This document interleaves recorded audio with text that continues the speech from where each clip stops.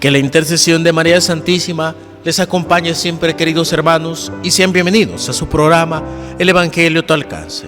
Hoy sábado de la 13ª semana del tiempo ordinario vamos a reflexionar el Evangelio según San Mateo en el capítulo 9, versículos del 14 al 17.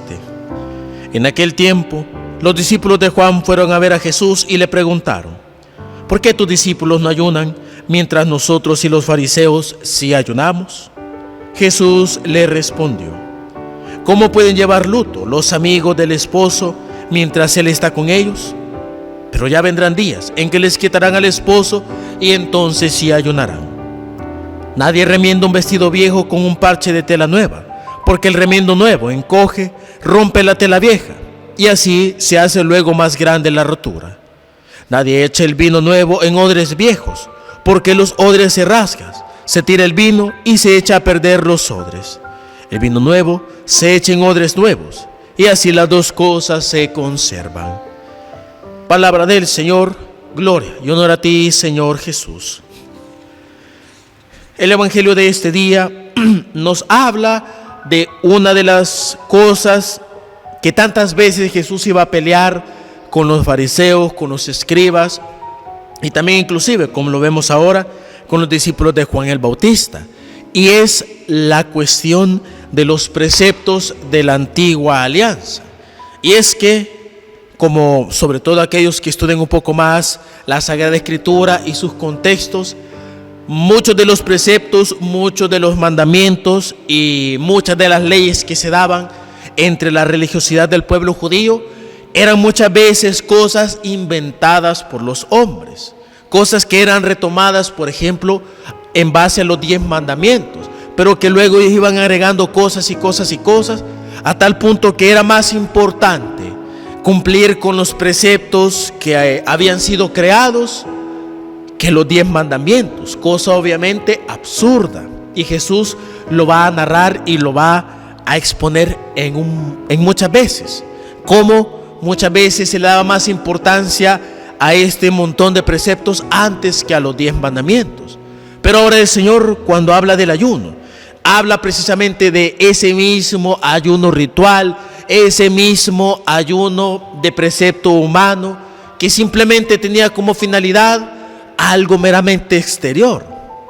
Y Jesús le dice: ya llegará un momento en donde van a ayunar, es decir, cuando el Señor se vaya y el ayuno quede más como una forma de expresión penitencial hacia el Señor, más que simplemente algo ritual, algo como hacían precisamente los fariseos para ganar prestigio ante las demás personas.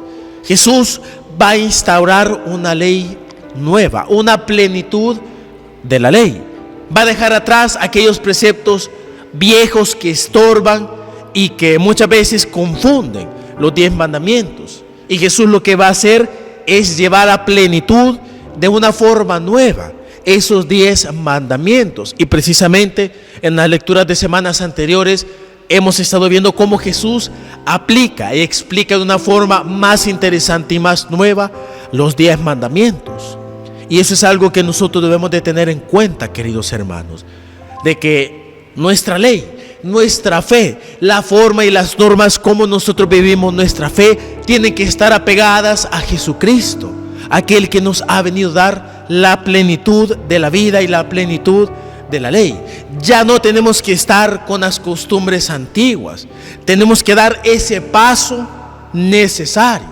Y ojo, y aquí puede recordarnos a las polémicas que hay con algunos hermanos que dentro de la iglesia que siempre quieren mantener lo viejo. No es que lo viejo sea malo, sino porque los retos que da el mundo son nuevos y la iglesia tiene que responder con cosas nuevas, pero teniendo como fundamento siempre la palabra de Dios. Eso es algo que jamás va a cambiar.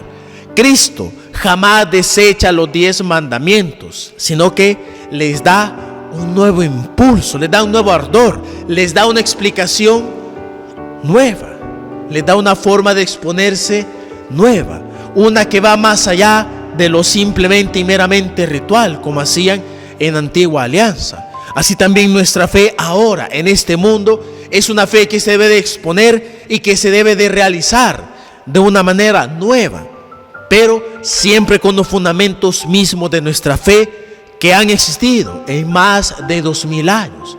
Los fundamentos de nuestra fe no se negocian, esos siempre permanecen porque son eternos y nada ni nadie los puede cambiar, ni siquiera el Santo Padre. Pero las formas, las maneras en cómo nosotros podemos llegar a exponer la novedad del Evangelio, eso nos da para tanto.